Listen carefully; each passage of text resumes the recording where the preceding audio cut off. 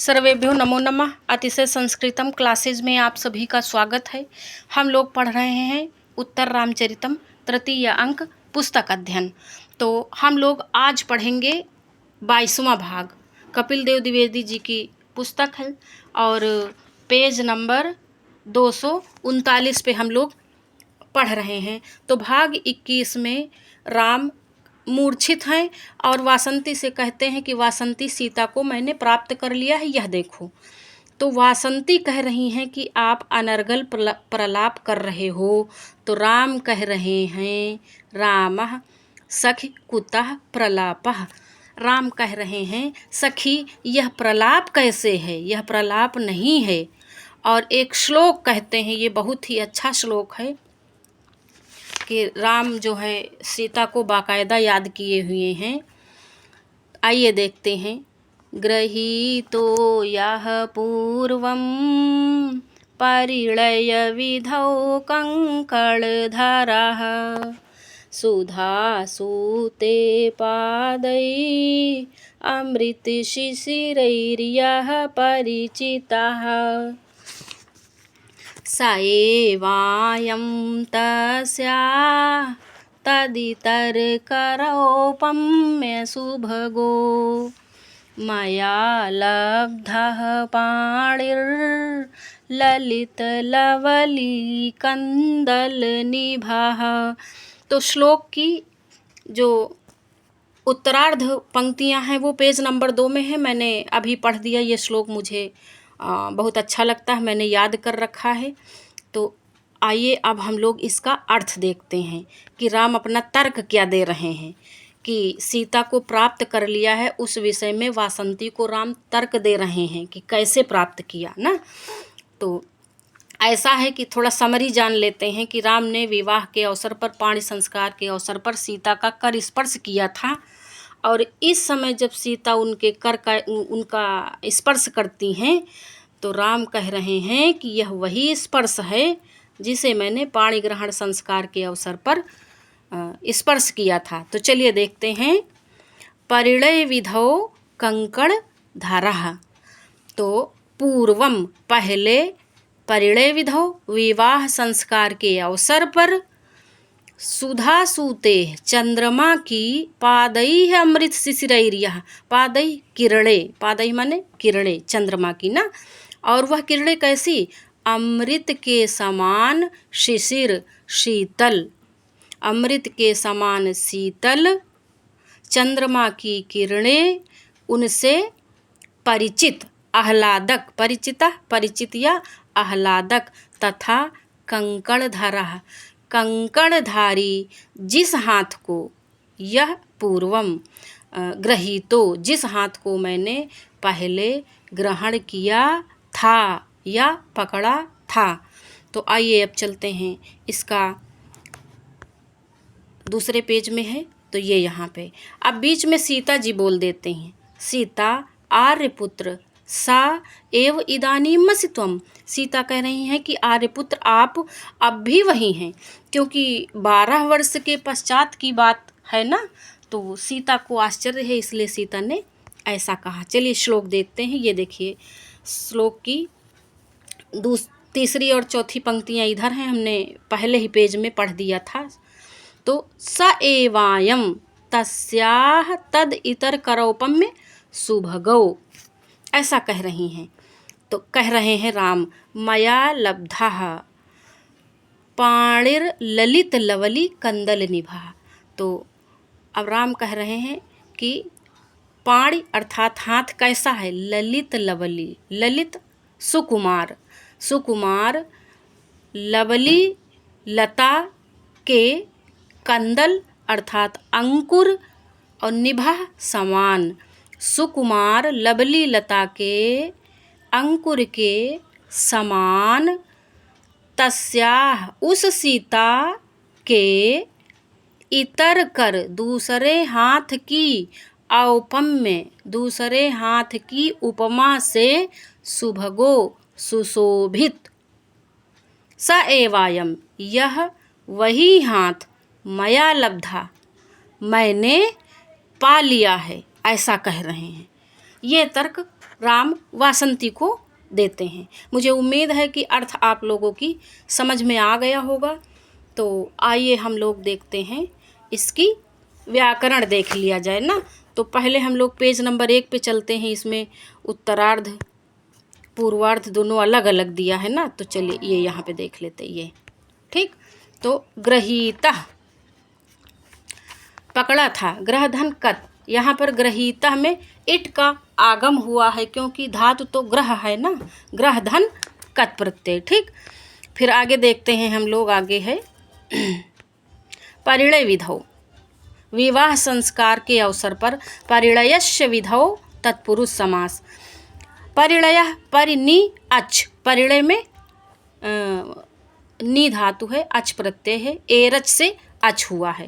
कंकण धरा, कंकण को धारण करने वाला, विवाह के अवसर पर जो कंकण धारण किया जाता है ना, कंकणस्य धरा तत्पुरुष समास। कंकण धरा में तत्पुरुष समास ना।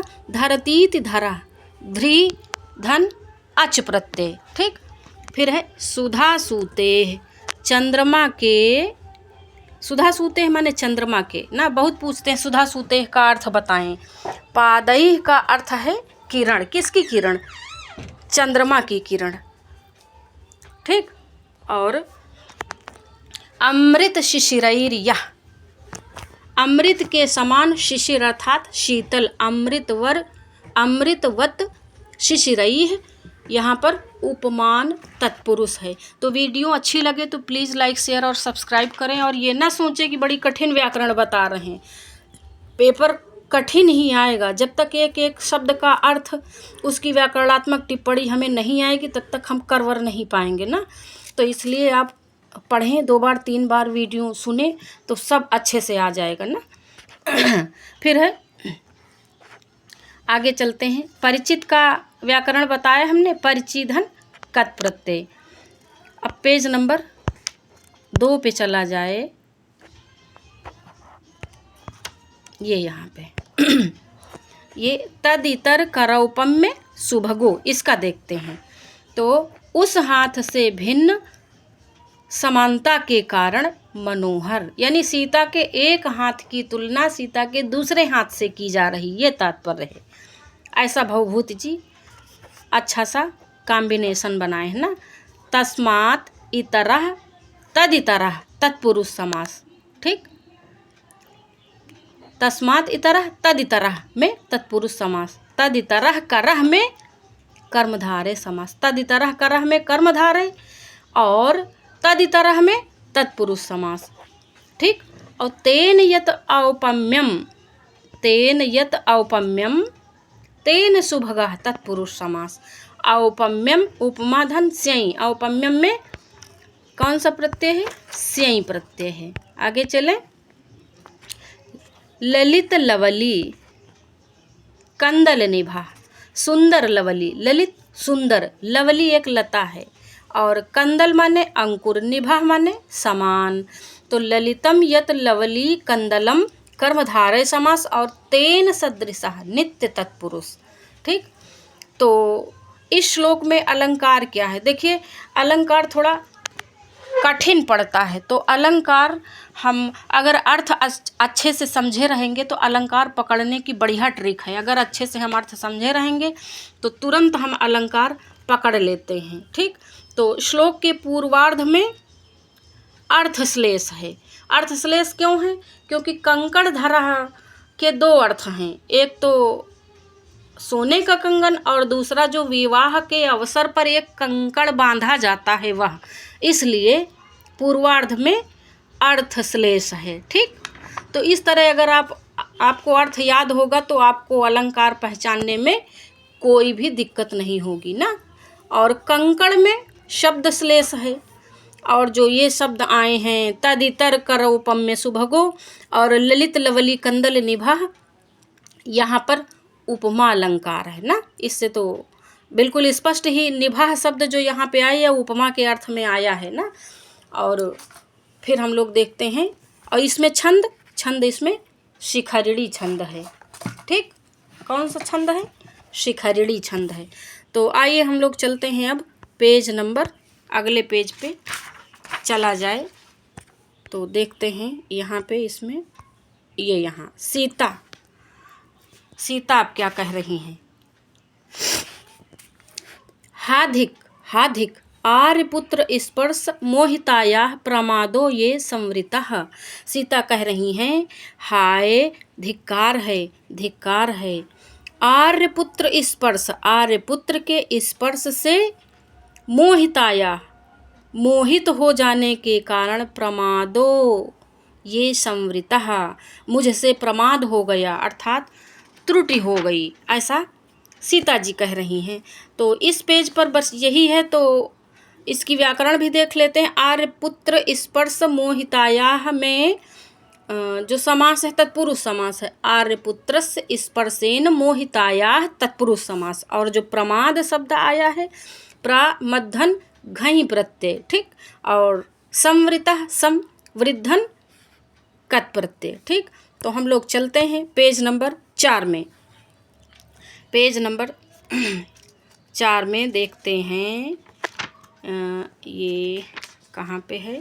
रामः न राम सखिवासन्ति आनंद आमीलितः प्रिया स्पर्श साध्वसेन परवानस्मि तत्त्वमपि धारे माम। अब राम क्या कह रहे हैं, राम किससे कहेंगे, वासंती से कहेंगे। तो राम कह रहे हैं वासंती आनंद आमीलिता, आनंद के कारण आमीलित अर्थात आंखें बंद हो गई हैं। प्रिया स्पर्श साध्वसेन, प्रिया के स्पर्शजन्य जो विक्षोभ है उससे मैं परवानस्मि अर्थात पराधीन हो गया हूँ। किसके पराधीन, प्रिया सीता के पराधीन। तत्त्वमपि तो इसलिए तुम धारे माम कि मुझे संभालो, धारे माम मुझे संभालिए या मुझे गिरने से बचाइए, ऐसा कुछ भी कह सकते हैं, ठीक। तो आगे हम लोग देख लेते हैं। अच्छा, इसका व्याकरण देख लेते हैं। आनंद आमीलिता, आनंद से जिसकी आंखें बंद हो गई हैं, तो किसकी बंद हो गई हैं, राम की बंद हो गई। आनंदनेन आमीलितः तत्पुरुष समास। तो वीडियो अच्छी लगे तो प्लीज़ लाइक शेयर और सब्सक्राइब करें, और हम आपका सहयोग करने के लिए सदैव तत्पर हैं। आप कृपया पढ़ते रहें बहुत अच्छे से, ठीक। तो आगे देखते हैं। प्रिय स्पर्श साध्वसेन, प्रिया स्पर्श साध्वसेन, प्रिया के स्पर्श से उत्पन्न, साध्वसेन माने घबराहट। तो साध्वस का अर्थ घबराहट या भय कर लेते हैं। साधु अच, साधु धन अस धन अच, साध्वस, ठीक, साधु धन अस धन अच। आगे देखते हैं। वासंती कष्टम उन्माद एव, सीता ससंभ्रमम हस्तम आक्षिप्य अपसर्पति। वासंती कहते हैं खेद की बात है, खेद की बात है कि यह उन्माद ही है। खेद का मतलब कष्ट की बात है कि ये उन्माद ही है, क्योंकि वासंती को सीता नहीं दिखती हैं, राम को सीता नहीं दिखती हैं, राम सिर्फ महसूस कर पा रहे हैं। इसलिए वासंती कह रही हैं कि खेद की बात है, यह उन्माद ही है। किसका, राम का। सीता ससंभ्रमम, सीता घबराहट के साथ जल्दी से, हस्तम आक्षिप्य अपसर्पत, हाथ को खींचकर, अपसर्पत माने हट जाती हैं, ठीक, हट जाती हैं। तो आगे हम लोग देखा जाए अब, और आगे यहाँ पे राम हाधिक हाधिक, राम हाय धिक्कार है ऐसा कह रहे हैं ना, हाय धिक्कार प्रमादः, प्रमाद अर्थात भूल हो गई। राम ऐसा कह रहे हैं भूल हो गई। राम को आश्चर्य है ना, उनको लगता है कि सच में सीता हैं। तो राम बता रहे हैं कि भूल नहीं हुई है, वास्तव में राम से भूल नहीं हुई है, सीता का स्पर्श है, तो राम बता रहे हैं। तो ये जो श्लोक राम बोल रहे हैं ये तृतीय अंक का बेस्ट श्लोक है, और ये एग्जामिनर को बहुत पसंद श्लोक है तो छोटा आर्या छंद में, लेकिन इससे प्रश्न बहुत बनता है। इसलिए बड़े ही सावधान मन से इस श्लोक को आप लोग पढ़ें, ठीक। तो आइए देखते हैं करपल्लवः सा तस्याः सहसैव जडो जडात् परिभृष्टः परिकम्पिनः प्रकम्पीकरान् मम स्विद्दतः स्विद्दन्। तो राम कह रहे हैं कि इस श्लोक का थोड़ा सा सारांश जान लेते हैं कि सीता ने हाथ खींच लिया ना राम के हाथ से, क्योंकि राम जब मूर्छित थे तो सीता उनका करके स्पर्श से उन्हें होश में लाती हैं। लेकिन अब यहाँ पे राम के हाथ की 3 विशेषताएं हैं और सीता के हाथ की 3 विशेषताएं हैं।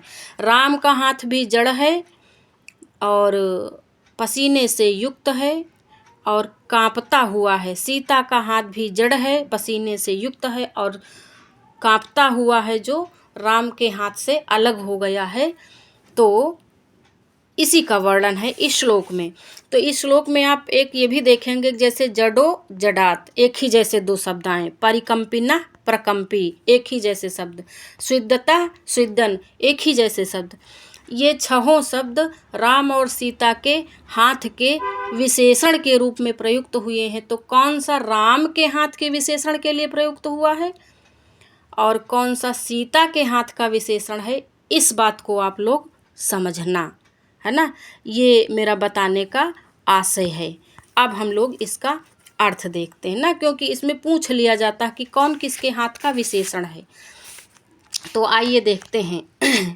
जडो, जडो अर्थात संज्ञाहीन, कैसा संज्ञाहीन, प्रकम्पी पसीने से प्रकम्पी कांपता हुआ, कैसा कांपता हुआ, और कैसा स्विद्दन पसीने से युक्त, तस्याः उस सीता का, सा माने वह, कर पल्लवः, कर पल्लवः पल्लव के सदृश वह हाथ, सहसा जडात माने स्तब्ध, परिकम्पिनः कांपते हुए, स्विद्दतः पसीने से युक्त, किससे पसीने से युक्त, मेरे हाथ से, करान मम मेरे हाथ से, सहसैव सहसा छूट गया, परिभृष्टः माने छूट गया। ठीक, ऐसा समझेंगे कि स्तब्ध या निर्जीव या संज्ञाहीन, कांपता हुआ और पसीने से युक्त उस सीता का पल्लव के समान वह हाथ, स्तब्ध कांपते हुए और पसीने से युक्त मेरे हाथ से सहसा छूट गया। तो ये श्लोक इन्हीं विशेषणों के कारण कठिन बन जाता है, लेकिन हम आपको आसान बताएंगे। तो इसमें जो विशेषण 3 विशेषण प्रयुक्त हुए हैं राम और सीता के हाथों के लिए, तो उसमें जितने भी पंचमी विभक्ति वाले विशेषण हैं, जैसे जडात ये पंचमी में है, ठीक, परिकम्पिना पंचमी में है, स्विद्दतः पंचमी में है, ये सारे विशेषण राम के हाथ के हैं। इतना आप अच्छे से समझ लें। और जितने प्रथमांत विशेषण हैं वो सारे तस्याः अर्थात सीता जी के हाथ के हैं, जैसे जडो, स्विद्दनः, प्रकम्पी, ये प्रथमांत पद हैं, इसलिए ये सारे सीता जी के हाथ के विशेषण हैं। तो मुझे उम्मीद है कि ये विशेषण समझने में आपको कोई दिक्कत नहीं होगी। और ये समझ लीजिए कि ये इससे इतने गूढ़ प्रश्न पूछे जाते हैं कि TGT, PGT, net, JRF, assistant professor सब में पूछे जाते हैं और बच्चे कंफ्यूज हो जाते हैं अगर बहुत बारीकी से अध्ययन नहीं किए रहते हैं। ठीक, तो आइए हम लोग इसकी व्याकरण देख लेते हैं। कर पल्लवः किसले के तुल्य हाथ। अब किसले के तुल्य हाथ कहा तो सीधी सी बात है, अब इसमें उपमा अलंकार होगा ना। करः पल्लवः इव, कर पल्लवः, तो करः पल्लवः इव में कर्मधारय समास है। ठीक, और अलंकार कौन सा है, उपमा। जडः स्तब्ध, जो स्थिति राम के हाथ की है वही सीता के हाथ की है, जड़ और कांपने वाला और पसीने से युक्त। ठीक, तो ये बहुत कठिन नहीं है। अब जैसे है शब्द आया है परिभ्रष्टः, परिभ्रष्टः छूट गया, परिभ्रंश धन कत प्रत्यय।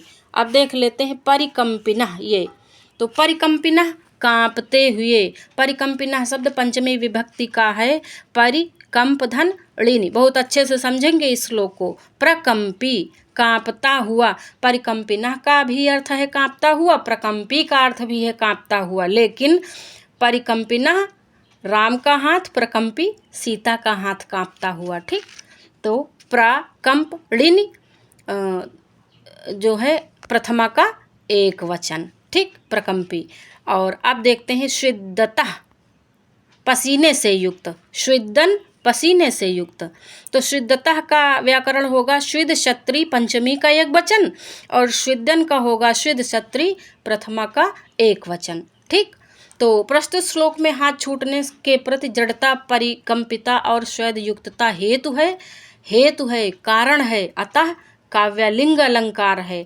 और ये कर पल्लव सा, इसमें यहाँ पर उपमा अलंकार है, वो भी कौन सी, लुप्तोपमा। ठीक, और इस श्लोक में विप्रलंभ श्रृंगार है। ठीक, ये भी जान लेंगे। तो आइए आगे देखते हैं क्या इसमें कुछ है। अच्छा, आगे नहीं है, तो अब हम लोग चलते हैं पेज नंबर 5 पे। तो पेज नंबर 5 पे तो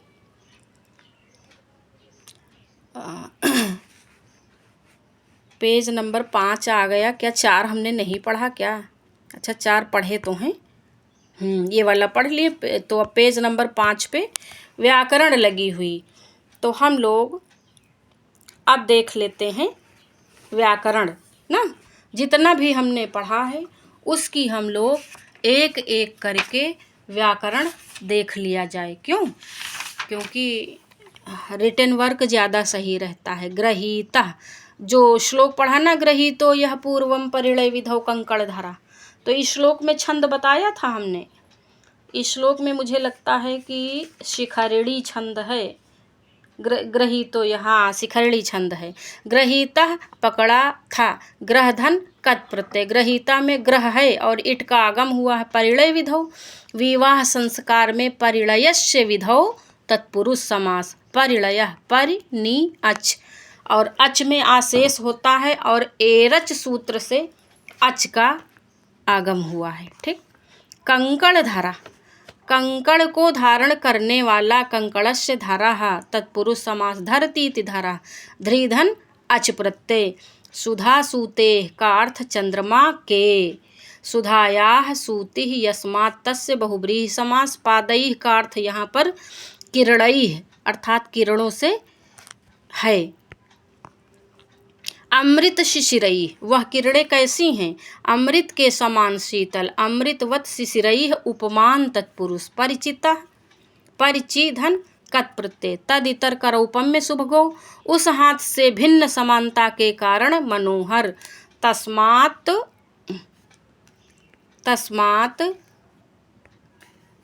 इतरः तदितरः, तत्पुरुष समास, तदितरः करः कर्मधारय समास। ठीक, तेन यत औपम्यम तेन सुभगः तत्पुरुष समास।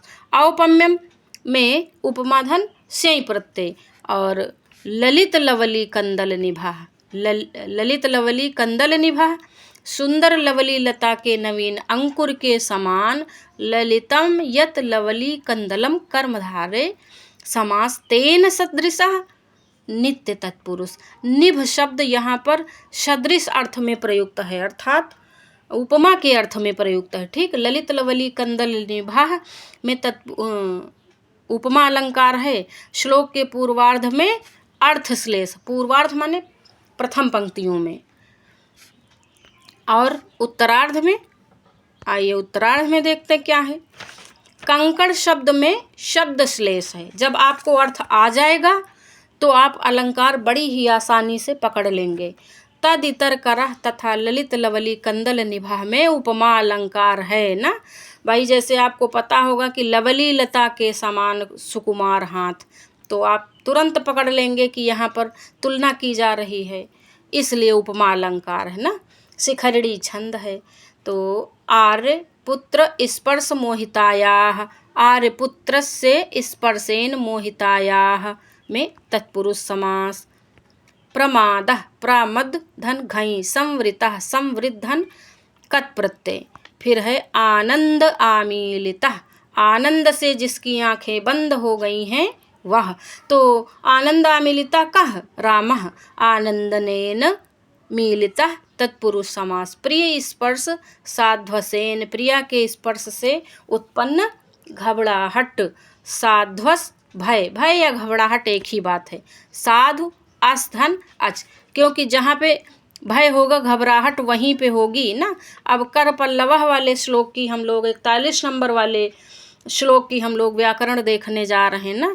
तो ये बहुत ही इम्पॉर्टेंट श्लोक हैं, इनके एक एक शब्दों की व्याकरण हमें आनी चाहिए, क्योंकि तृतीय अंक में जितने भी श्लोक राम के द्वारा बोले गए हैं वो बहुत ही इम्पॉर्टेंट हैं। तो कर पल्लवः किसले के तुल्य हाथ, करह पल्लवः इव कर्मधारय समास। तो वीडियो अच्छी लगे तो प्लीज़ लाइक शेयर और सब्सक्राइब करें, और अपने दोस्तों में भी इसे शेयर करें ताकि सबको जानकारी मिले ना। जडह स्तब्ध, जो स्थिति राम के हाथ की थी वही सीता के हाथ की थी, दोनों के 3 समान विशेषण, इसे बहुत अच्छे से समझेंगे, ठीक। जडात, दोनों के हाथ संज्ञाहीन थे, नंबर 1। नंबर 2 परिकंपिनः, दोनों के हाथ कांप रहे थे, दोनों कौन, राम सीता। शुद्धतः, दोनों के हाथ पसीने से युक्त थे। जडात परिकंपिनः शुद्धतः, ये राम के हाथ के विशेषण हैं। जडो प्रकंपी शुद्धन, ये सीता के हाथ के विशेषण हैं, ठीक। तो 3 राम के हाथ के विशेषण, 3 सीता के हाथ के विशेषण ना। और जो जितने पंचमी में है वो राम के हाथ के विशेषण हैं, जितने प्रथमांत हैं वो सीता के हाथ के विशेषण हैं। तो मुझे उम्मीद है कि आप लोगों को वीडियो पसंद आ रही होगी। अगर कहीं पे लग रहा हो कि स्पष्ट नहीं है तो कृपया मुझे बताएं ना, तो मैं सुधार कर सकूं। और कमेंट अवश्य करें, मुझे लगा करता है मैं अपनी तरफ से ही बोले जा रही हूँ, कम से कम कुछ रिस्पांस मिले तो मुझे करने में और अच्छा लगे। तो इसलिए आप लोग कमेंट करें, अच्छा या खराब कुछ भी बताएं।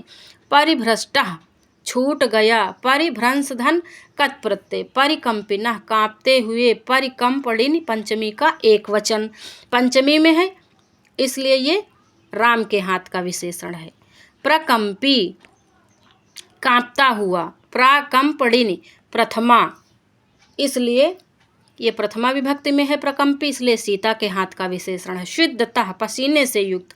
शुद्ध क्षत्रि, पंचमी का एक वचन, ये राम के हाथ का विशेषण है। शुद्धन, पसीने से युक्त। शुद्ध क्षत्रि, प्रथमा विभक्ति, यानी कि ये सीता के हाथ का विशेषण है। बहुत अच्छे से ध्यान देंगे, ठीक। तो प्रस्तुत श्लोक में हाथ छूटने के प्रति जड़ता, परिकंपिता और स्वेद युक्तता हेतु है, अतः काव्यलिंग अलंकार। मैंने बताया ना, अगर आप अर्थ अच्छे से समझेंगे तो अलंकार बहुत ही जल्दी पकड़ ले जाएंगे ना। जहाँ पर हेतु होता है वहाँ काव्यलिंग होता है। और कर पल्लवः में लुप्तोपमा है। तो इस श्लोक में विप्रलंभ श्रृंगार है। कौन सा विप्रलंभ श्रृंगार है, आर्या छंद है ना। अनुबद्ध, अच्छा ये वाला तो हमने पेज पढ़ाया ही नहीं, इसलिए इसको नहीं पढ़ते हैं। आज हम लोग यहीं तक रखते हैं, और अगला हम लोग पढ़ेंगे नेक्स्ट वीडियो में, भाग नंबर 23 में अगला जानेंगे। और वीडियो अच्छी लगी हो तो प्लीज़ लाइक शेयर और सब्सक्राइब करें, और हमें कमेंट भी करें, हमें आपके कमेंट का इंतज़ार रहता है।